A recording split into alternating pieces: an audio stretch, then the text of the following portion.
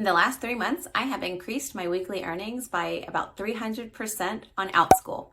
Keep watching for the 12 ways that I have done that.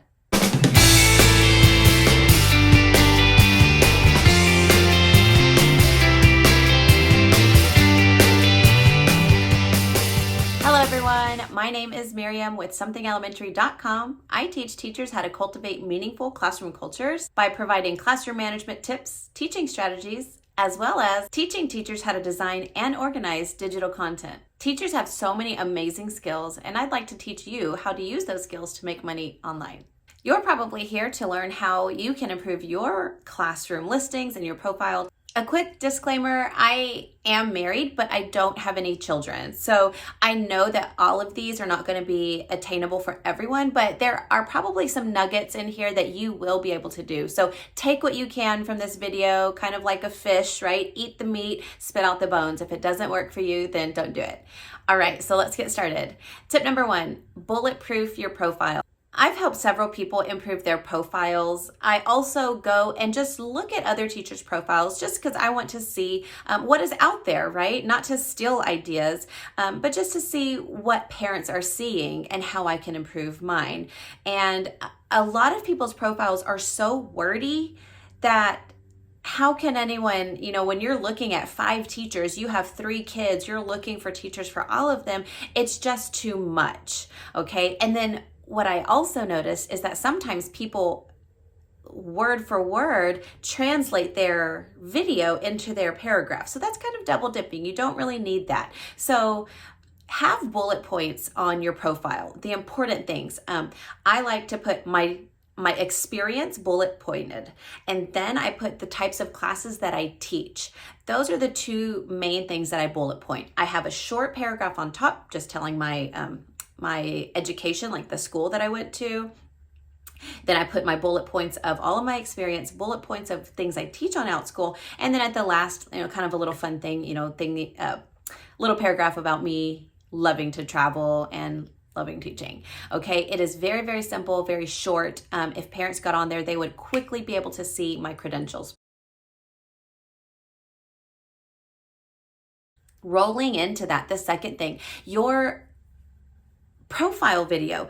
Don't make it super slow like you're talking to children, from other countries.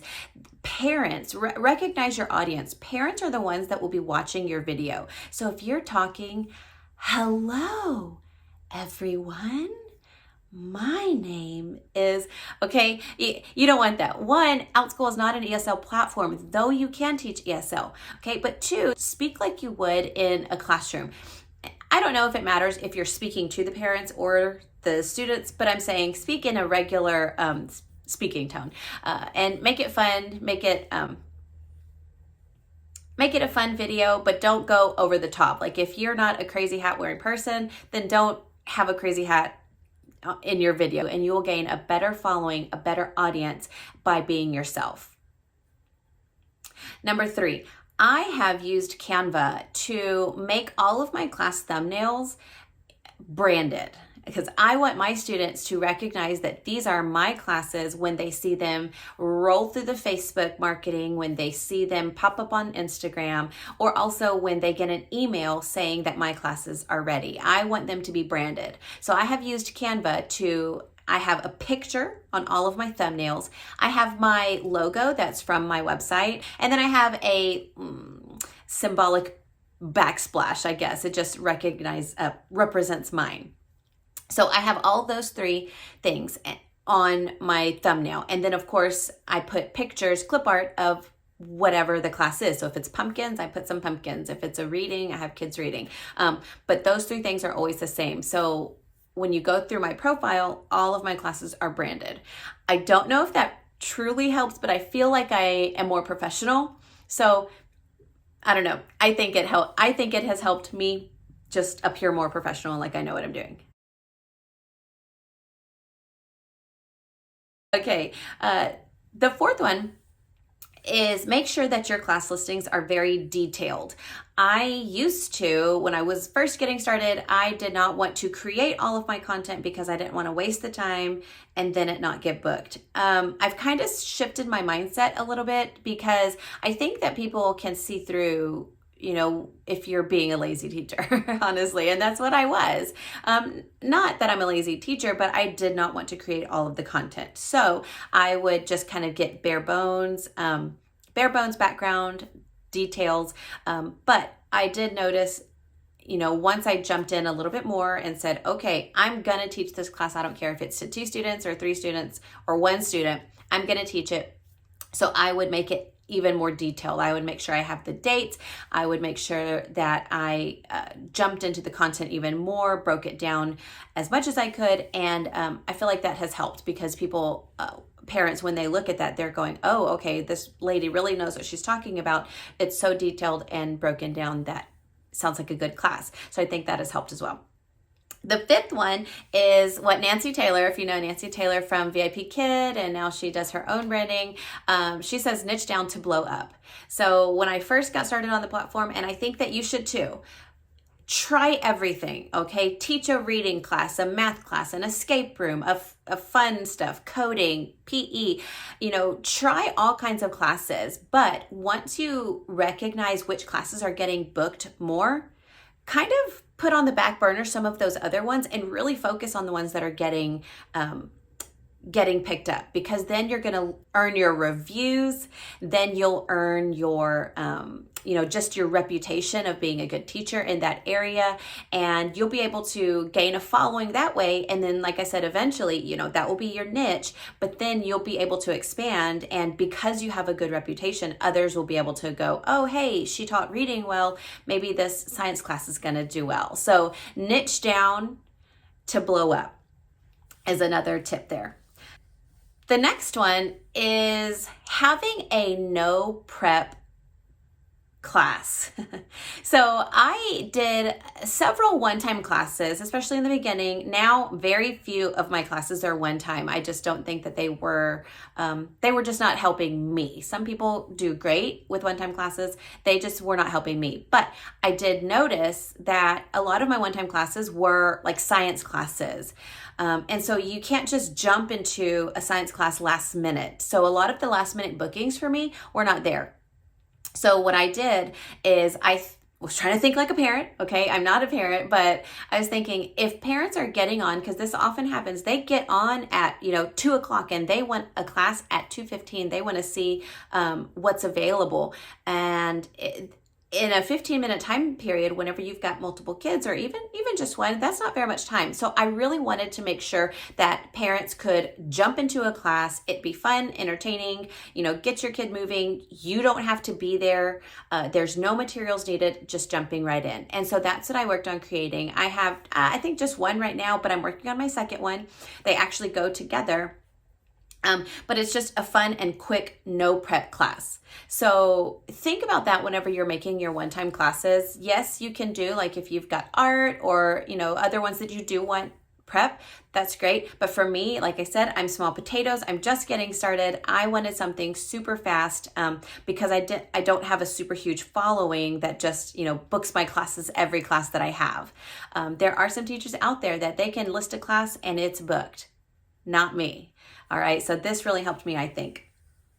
I got this next tip from teacher Evelyn Joy. If you know her, she has a YouTube. I think she even has a Facebook page, but I got this tip from her, and I think it is very helpful because, like I said at the beginning of this video, I would just kind of list classes, but I wouldn't really think all the way through them. And sometimes I wouldn't even open the class for weeks because I was like, well, I gotta see if there's an interest first. Then I'm going to make the schedule, and then I'm going to create the content. So I don't think that works. And here's the tip. When you create your class listing, as soon as it's approved, well, hold on, back up. Before that, make sure that there's a class video. Those are super important. Most people, especially in today's day and age, we like videos. So make a video, make a good thumbnail, then make your, of course, your class listing. As soon as it's approved, like within the 24 hours, go ahead and put it on your schedule. Schedule it to be booked, because when parents get the email, all of your followers will get your email. And if they get it and they go, ooh, a new math class, and they click on that booking, that listing, and there's no times to schedule, they'll be like, oh man. So then they'll probably save it. But when you're busy, how likely is it for you to come back and book that class? Okay, it's going to be easier and more accessible if the parents just are able to get in, click it, and schedule it, and you're done. So I think that is a very, very good tip, Evelyn Joy, whoever you got that from. That's a good tip. Okay, the next one is be flexible and teach the one learner, okay, the low enrollment classes. Go ahead and teach them, because you would be able to give them a good class, maybe even earn a review. And we know that those reviews are so important because other parents are able to book us that way. So right now, I'm not teaching my dream schedule. I am teaching early mornings. I'm teaching mid-afternoons, which I would rather do one or the other. But I think just getting more kiddos in, they are giving me reviews, especially if it's like one or even two students, I'm getting reviews. And I think that helps other parents find me. So do that while you can, and eventually you'll be able to get to your dream schedule once you have a great following. The next one, some people disagree with this, and I'm not fully on board, because I think, of course, that I am worth the price that I put on my class. But you know what? If my class is not selling at $9, why should I just pout and, freak out? I might as well drop the price, because $6 is more than $0. So I have found several of the Outschool discount Facebook groups. And so I've been in there posting about my classes, or even just reading what people are looking for and going and commenting on there. I don't do every single one. I'm not like a spammer. Okay, I post maybe 2 or 3 times a week. I probably should post a little bit more. But just getting in there, offering discounts, and letting people try out your classes has been a big help. The next one, I've done it for a while, is Pinterest. Make Pinterest pins. I'm not an expert pinner. There are classes that they're amazing pinners. I just literally drag over my picture, copy paste my class and the link, and just put it up there.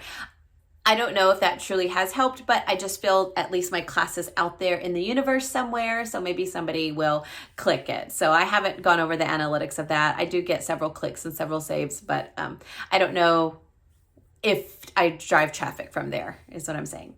And the last thing is refunds. I know that Outschool has their policy, but just try to be understanding of parent situations. Think about if you were in that situation, and releasing that money, eventually it's going to come back to you, because you're going to gain a good reputation and understanding reputation. And hopefully that's going to bring more people to you, because they see that you are human. You're not just a person behind a computer, but you are a person. Does that make sense? Of course, it's up to you. It is your business. But for me, I just feel like it has come back to me. Whatever money I have given away, given back to the parents, I think that it has come back threefold. So those are the 12 things that I've done that have improved my bookings in the last 3 months. Like I said, I increased close to 300%, which is fantastic. Let me know the things that you have tried. Have you done any of these things? Will you try any of these? And let me know how it goes. Remember that it does take time. This has been 3 months of hard work, going back, combing through my profile and making it what it is now. And I still have work to do. It's still not perfect. So just be patient and just continue to work. If you want me to comb through your profile and give you some tips and some feedback on what I think could benefit you, let me know. You can fill out the Google form that is on my website. I do charge a super small fee just because it is my time that I'm spending, but it is something that I really love to do. I've had several teachers reach out to me and I've helped them on their profiles, and it's just something that I really love. I do like helping people. I guess that's why I'm a teacher. I do have a Facebook group if you'd like to join. It's called Something Elementary, and it's just what it sounds like. It's about teaching elementary. If you've got elementary students, it's just some place that you can learn and share your ideas, share your thoughts on elementary things. It is super small right now, but the idea is for parents and teachers just to come together and share ideas. If you would like to work on Outschool, please click my referral link below. My referrals not only get my expertise and support, but you also get access to my digital design course for free. I've created a course that helps you make your lessons amazing on Google Slides, and I've even added a little bit of Canva. My course also teaches you how to create a PDF printable if you want to send resources to your students. If that course sounds interesting to you, but you don't want to work on Outschool, that's okay. You can still take my course. Visit my landing page, somethingelementary.com, and you will find everything that you need. Sign up for my email list and get your free checklist to improve your Outschool profile. That's all I have for you today. Thank you for watching this video, and happy teaching.